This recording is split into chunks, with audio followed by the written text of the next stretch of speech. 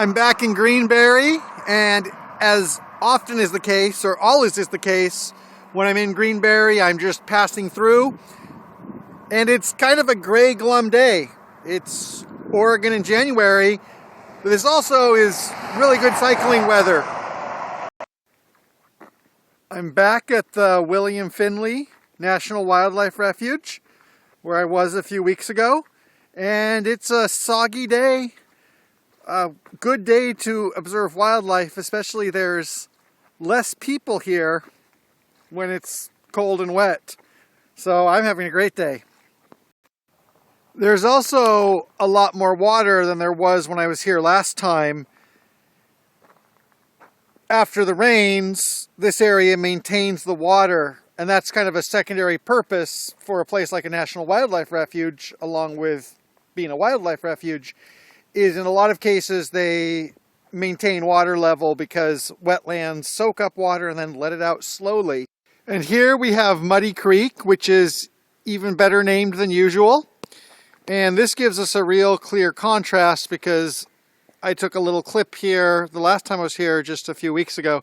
Can see how much higher the water is. I'm in another part of the National Wildlife Refuge. This part is more forested. Most of it is meadow, wetland. And well, this is wet, but this is more of a forested part. A small section, but pretty big when I'm in it. And also, things here are a muddy mess. Still in the forest. Right now, I'm in the state of being lost, even though theoretically I know exactly where I am.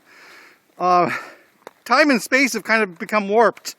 This should be like a 2-mile trail, but I've been on it for a while. I might have to postpone or change my plans today. So, I made a rookie mistake.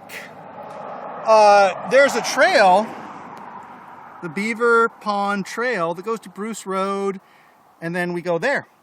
What I didn't double check was that is a seasonal trail and a lot more difficult than the short thing on the map.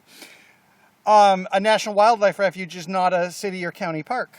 Instead, what I did is I walked around Mill Hill, thinking that there would be access, and I ended up looping around and coming back here. So I'm still going to try to walk on Bellfountain Road. It's a bit longer, and if it gets too long, then I'll just get on my bike and bicycle back. I have 150 minutes of daylight right now. And I'll just chalk this one down to experience. It's something I should know to double check the map, see whether trails are really as simple as they look on a map. Good lesson to learn.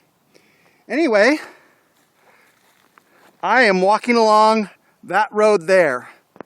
I'm not sure, but I think that is the Mill Creek Loop over there on the other side of that meadow, or Mill Hill Loop. And I was on there and I was considering crossing this meadow to get to the road. I could see the road, I could hear the road. From here, it looks like a very short walk, but at the time, I had my bicycle. I was like, does that look like a swamp? Will there be a ditch? Will there be a river? And a lot of times when you're doing stuff outside, yeah, like the phrase goes, you have to know when to hold them. You got to know when to fold them. To be honest, this all is kind of surreal for me. This hill seems a lot taller, higher than a lot of hills I've climbed before. It is now 3:20 p.m. I have 100 minutes of daylight left, so at this point, I'm going to get on my bicycle and ride towards Bellfountain. Unfortunately, I don't really know how far it is till there. Could be a mile, could be 3 miles. On a bicycle downhill, it can go pretty quick. So today, my trip didn't go exactly as planned, but I made progress on my long-term goal. Also, like 3:20 in the afternoon, not really that late. On a normal day, I would just be getting up and making tea. I got up at 5 a.m. today, though. I was really excited to do this trip. And here I am, and ready to go. This is about 3 minutes later, and according to this sign, I'm 1 mile from Bellfountain, which is good, so I was pretty close. And if I had not gotten lost and this road had been open, I'd be here about 2 or 3 hours ago. So I'm going to go down to Bellfountain and then turn it around and go up 99. So this is Bellfountain. This is the first time I've ever been here. There's a gas station, maybe a store. As you can see, they've gone fishing. Looks like they've been on a pretty long fishing trip there. And the other things in the town, there is a church and a school, and that way there's a fire station. So again, this is a community that doesn't have any retail services. And at one point it did.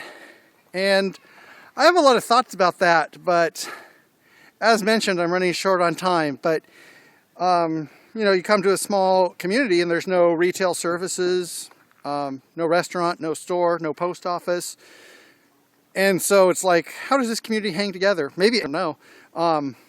But there's really no point of access here. This is basically a suburb of Eugene or Corvallis in a very extended way. I want to say, that's a really nice church. Cute little building, cute little place. Would be cuter if I wasn't feeling a little bit nervous about time. Here is Muddy Creek again. I believe this is Muddy Creek, and here it's almost like a lake, but as promised, it is muddy, storing a lot of water. So I'm on 99 West, about a dozen miles from Corvallis. It's 4 p.m. and I'm just gonna pedal as fast as I can. There's the road for the refuge. I turned in there about 5 hours ago. 5.5 hours ago. It took me 5 hours to go through the refuge, get lost, go to Bellfountain, rejoin 99 West, and then it took me less than 30 minutes to get the couple miles back. And I still have a ways to go, so I have to motivate.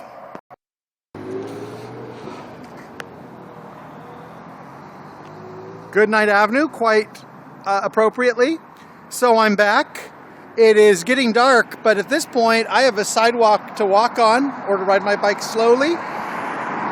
And one of the things is there's a saying, the mountain will still be there tomorrow. I could have postponed or delayed some of today's trip and maybe been a little bit safer. But there's also an aspect of sometimes, you know, I want to push myself a little bit to see what happens when I get in a situation where it's getting dark, where I'm hungry because I bonked. How fast can I go when I need to? And so hopefully I was responsible today, but it looks like I'm safe now. And there's pizza and German chocolate cake waiting for me. One thing today, I really did want to focus more on Bellfountain and the settlement, the town there, such as it was. But because of the schedule, I just had to kind of say hello. Hopefully, as the year continues and we get more daylight, I'll be able to review more of the smaller towns of the Willamette Valley. But here we are in Corvallis, and as Ringo Starr would say, good night.